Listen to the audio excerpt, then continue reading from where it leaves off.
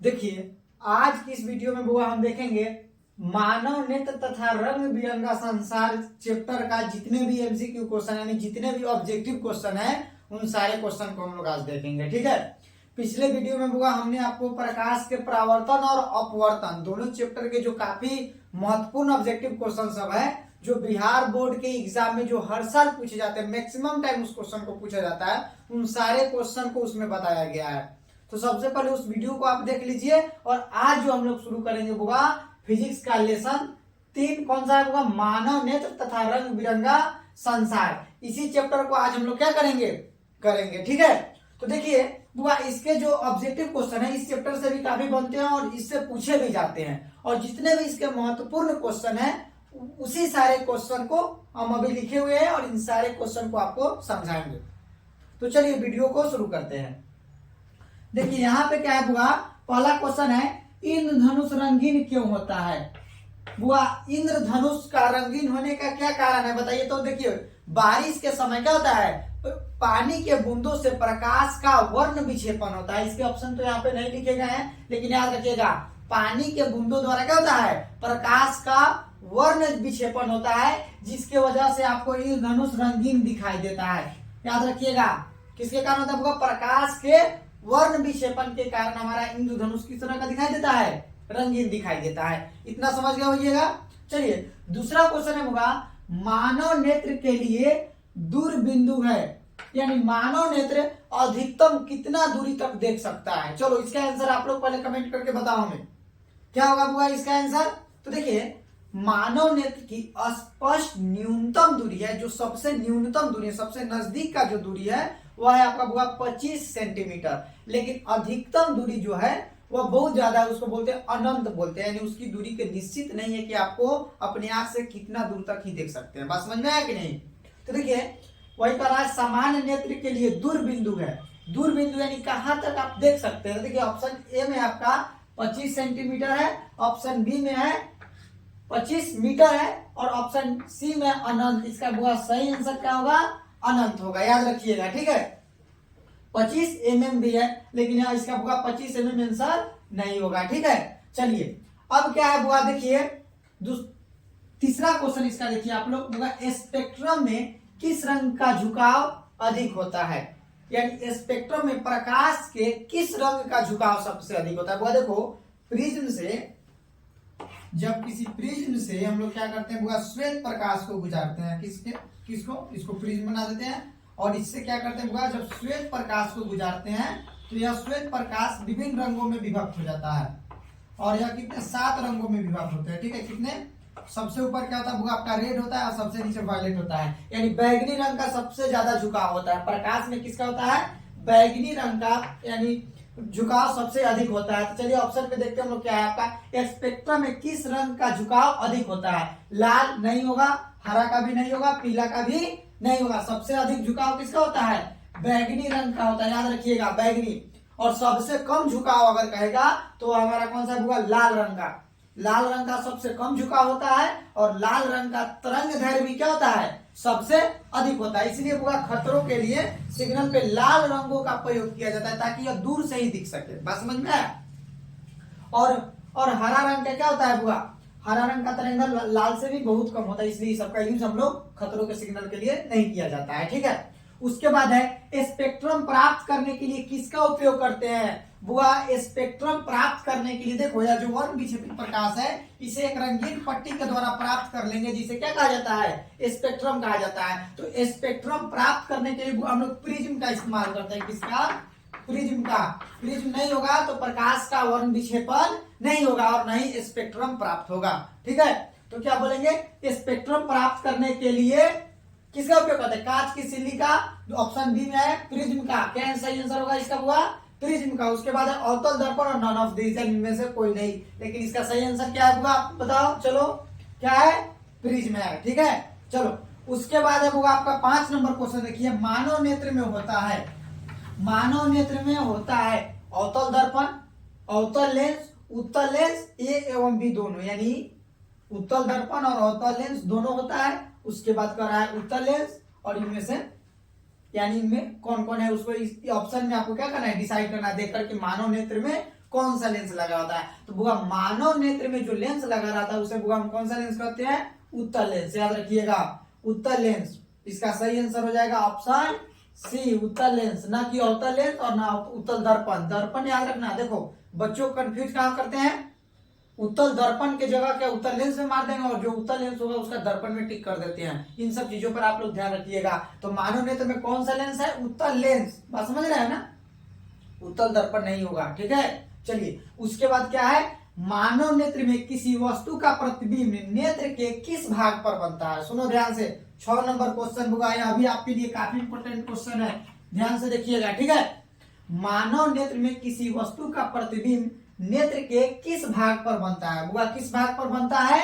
तो आपका ऑप्शन में देखिए, कॉर्निया है, उसके बाद आइरिस है, रेटिना है, और इनमें से कोई नहीं। सही आंसर क्या होगा? चलो आप लोग पहले कमेंट करके बताओ, फिर इसके आगे हम आपको बताते हैं क्या आंसर होगा बुआ इसका।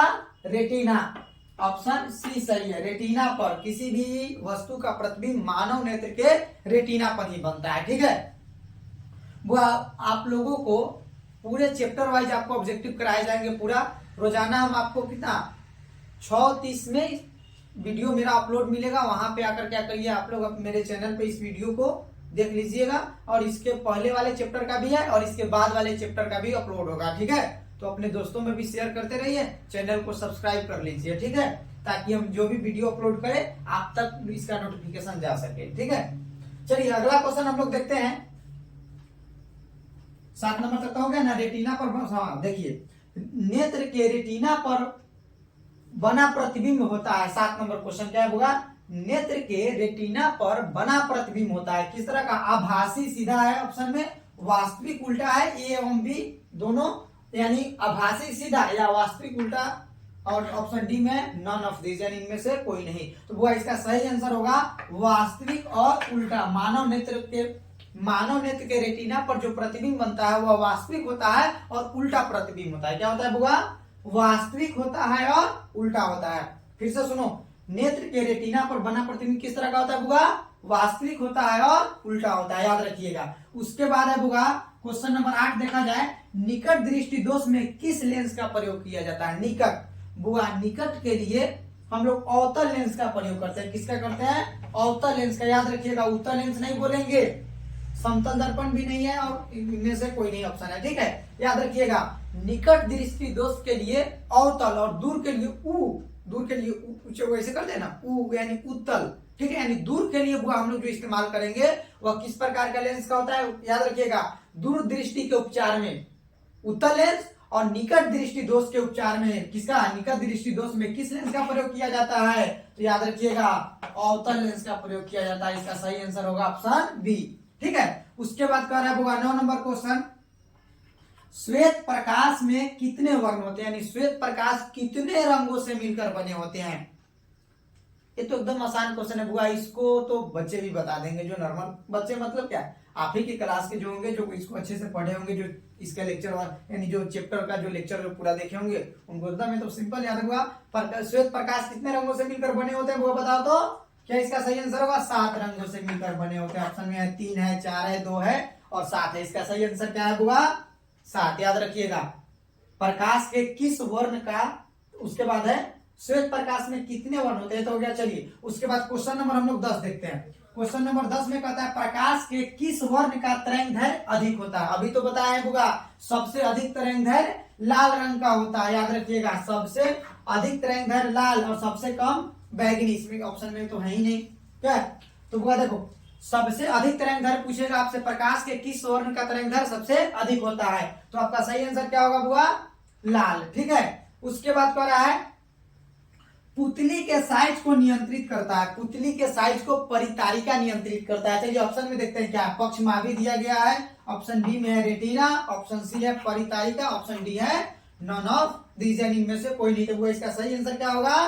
परितारिका, याद रखिएगा परितारिका। मान पुतली के साइज को कौन नियंत्रित करता है? परितारिका नियंत्रित करता है, याद रखिएगा। क्या होगा? परितारिका। चलो ठीक है। उसके बाद कह रहा है प्रकाश का न्यूनतम चार्ज किसमें होगा? यानी प्रकाश जो है सबसे कम दूरी किसमें तय करेगा?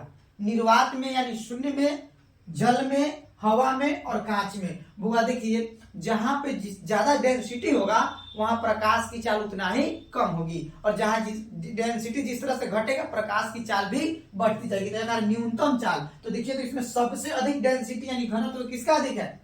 निर्वात यानी शून्य में तो होता ही नहीं, कोई घनत्व ही नहीं है। जल का तो होता है ना, हवा का, इसका भी होता है, और कांच का। इन तीनों में देखा जाए तो बुआ सबसे अधिक है कांच का घनत्व। किसका अधिक है? कांच का। तो जिसका घनत्व ज्यादा होगा उसमें प्रकाश की चाल कम होगी, तो न्यूनतम चाल किसमें होगा?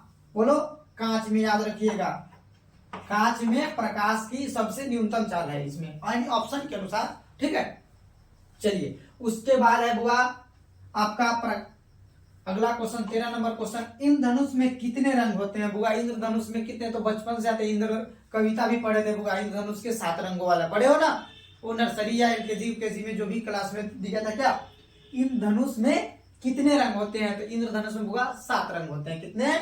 7 रंग होते हैं। याद रखिएगा, इंद्रधनुष में कितने रंग है? 7 रंग है। ठीक है, उसके बाद है बुआ आपका क्वेश्चन 14 नंबर क्वेश्चन देखा जाए तो कह रहा है निर्वात में प्रकाश की चाल, शून्य में प्रकाश की चाल। बुआ लेसन 1 पढ़े हो तो याद होगा जरूर। लेसन 1 में क्या पढ़े थे? प्रकाश का जो शून्य में चाल होता है 3 लाख किलोमीटर, यानी 3 गुना 10 के पावर 8 मीटर प्रति सेकंड। देखो ऑप्शन ए में ही दिया गया है, 3 गुना 10 के पावर 8 मीटर प्रति सेकंड, यानी 3 लाख किलोमीटर जो है वो हमारा क्या है? प्रति सेकंड में प्रकाश की चाल है। ऑप्शन बी में क्या है? 3 गुना 10 के पावर 8 किलोमीटर, और यहाँ पे है बुआ 3 गुना 10 के पावर 9 मीटर प्रति सेकेंड। इसका सही आंसर क्या है बुआ? 3 गुना 10 के पावर 8 मीटर प्रति सेकेंड। याद रहेगा। चलो उसके बाद बुआ खतरे का संकेत प्रकाश के किस रंग का होता है? अभी तो बताया ना बुआ, याद रखिएगा। देखिए प्रकाश के लाल रंग का, किस रंग का बुआ? लाल रंग का जो उपयोग करते हैं वह खतरे के सिंबल के लिए करते हैं। ठीक है, उसके बाद कह रहा है बुआ दोपहर के समय सूर्य कैसा प्रतीत होता है? तो दोपहर के समय बुआ सूर्य किस तरह का प्रतीत होता है? बुआ श्वेत प्रतीत होता है। याद रखिएगा, दोपहर के समय श्वेत प्रतीत होता है, उजले कलर का सूर्य हमको प्रतीत होता है। याद रहेगा। चलिए उसके बाद कह रहा है बुआ प्रिज्म में सतहों की संख्या है। प्रिज्म में सतहों की संख्या 5 होती है। कितनी होती है बुआ? प्रिज्म में सतहों की संख्या जो है वह 5 होती है। ठीक है, याद रखिएगा, प्रिज्म में सतहों की संख्या 5 होती है। ठीक है, उसके बाद कह रहा है बुआ अगला क्वेश्चन है 18 नंबर आपका क्वेश्चन देखा जाए। प्रकाश का प्राथमिक वर्ण है नीला, हरा और लाल। बुआ तीनों प्रकाश के प्राथमिक वर्ण है, तो इसका ऑप्शन हो जाएगा ऑल ऑफ दीज, यानी इनमें से सभी। प्रकाश का प्राथमिक वर्ण कितने हैं? तो बुआ 3 है। कौन कौन? नीला है, हरा है, और क्या है बुआ? आपका लाल है। ठीक है, उसके बाद है बुआ 19 नंबर क्वेश्चन, हीरा का अपवर्तनांक कितना होता है? याद रखिएगा, हीरा का अपवर्तनांक। बुआ ऑप्शन तो यहाँ पे नहीं दिया गया इसका। हीरा का अपवर्तनांक होता है 2.42। याद रखिएगा, यह क्वेश्चन आपके एग्जाम में बार बार पूछे जाते हैं, हीरा का अपवर्तनांक कितना होता है? तो बुआ हीरा का अपवर्तनांक कितना है? 2.42। याद रखिएगा, 2.42 होता है। ठीक है, उसके बाद इस चैप्टर का लास्ट क्वेश्चन है बुआ प्रकाश का न्यूनतम तरंगदैर्घ्य कितना होता है, यानी सबसे कम तरंगदैर्घ्य कितना होता है? तो याद रखिएगा बुआ इसका है 338 नैनोमीटर। याद रखिएगा, नैनोमीटर। ठीक है, तो प्रकाश का न्यूनतम तरंगदैर्घ्य कितना होता है बुआ? 338 नैनोमीटर होता है। वही हीरा का अपवर्तनांक आपसे पूछेगा तो 2.42 होता है। ठीक है, तो बुआ इस तरह से आपके 20 क्वेश्चन का जो एमसीक्यू सीरीज है, एमसीक्यू जो सीरीज है आपका वह पूरा हुआ। तो क्या करिए, इस जितने भी क्वेश्चन आपको इस पर समझाया गया है सारे क्वेश्चन को अपने कॉपी में नोट कर लीजिए, या इसका स्क्रीनशॉट करके आप इसको क्या कर लीजिए, अपने फोन में रख लीजिए और इसको याद कर लेंगे। यह आपके बोर्ड एग्जाम के लिए काफी महत्वपूर्ण ऑब्जेक्टिव क्वेश्चन सब है। तो बुआ वीडियो को क्या कर लीजिए, लाइक कर लीजिए और अपने दोस्तों में भी शेयर करिए, ताकि जिस तरह से आप अपना ऑब्जेक्टिव क्वेश्चन को बेहतर ढंग से पढ़ ले रहे हैं, समझ ले, ताकि उनका भी तैयारी हो सके और वो भी आपके जैसे नंबर बोर्ड एग्जाम में प्राप्त कर सके। तो तब तक के लिए इतना ही, फिर आपसे मिलते हैं नेक्स्ट वीडियो में। जय हिंद।